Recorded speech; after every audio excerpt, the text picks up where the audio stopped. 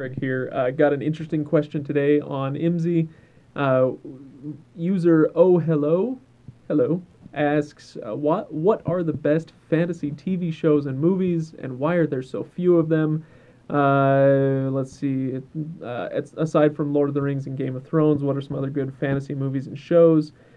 Um, Specifically looking for things that are more high fantasy, not stuff like Vampire Diaries. I can sympathize with that. Why are there so few compared to so many apocalyptic, post-apocalyptic ones? You would think, or do you think, with how popular Game of Thrones is, we'll start to see more good fantasy? Well, you would think so.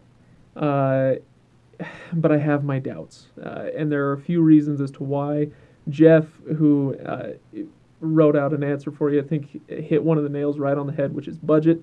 You look at Game of Thrones, it has about $6 million budget per episode, which is just huge for a TV show.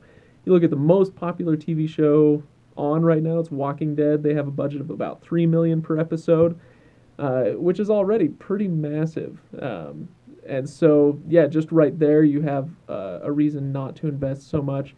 I would, well, first of all, let me say you're smart to compare high fantasy versus post-apocalyptic shows, because the example that I would go to would be the Shannara Chronicles on MTV, which I've been following pretty closely this season.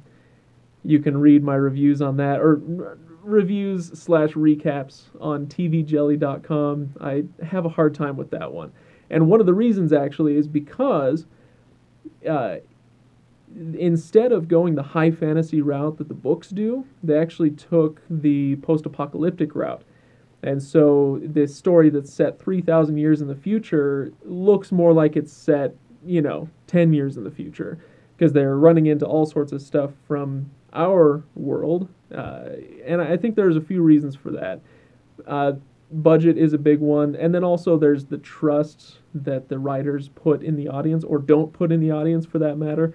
They don't trust the audience the way that a book author does, to go through all the world building stuff and sit through 100 or 200 pages, or the equivalent of 3 or 4 episodes in a 10 episode season, to get through all the world building stuff. They just don't trust you to do that.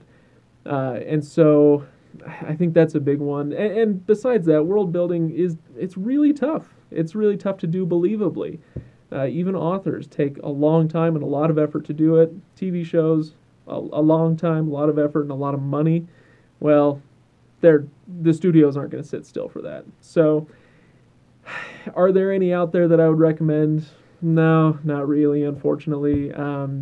Shannara, you might get a kick out of it, but probably not. It's really more like Vampire Diaries than you would care to watch, I suspect.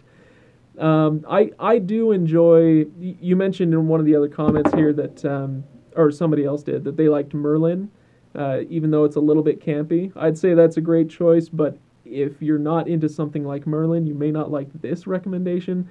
I've enjoyed a movie series called Mythica.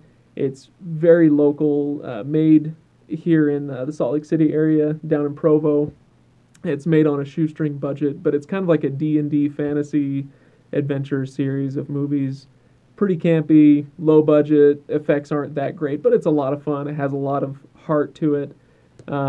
So I mean, maybe if you're looking for something, I would say that. But from what you're telling me in your comment here, you might not be too crazy about it.